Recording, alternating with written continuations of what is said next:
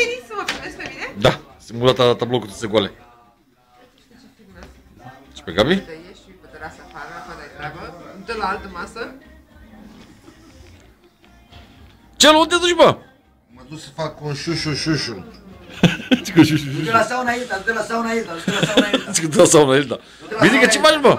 Haide mă, fac bine, hai mă filmăm. Nu, am zis să bă, că e frate meu, că dacă se uite frate meu mâine, Aha, să uite. pui acolo, da. Băi, fii atent aici, am special pentru tine o cafea, fii atent chitrosul de frate unde a pus sticla.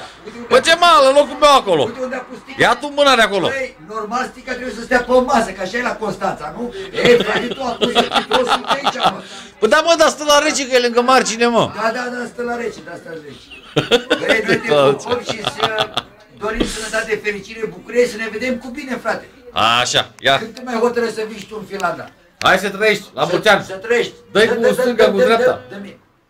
Când te mai hotărăști, frate, să vii și tu în Finlanda? Păi poate vine și el, mă, și poate la vară. Păi poate să trăiești. Hai să trăiești. Ia uite cu, băi, dacă e chitră. Băi, dacă e chitră, băi.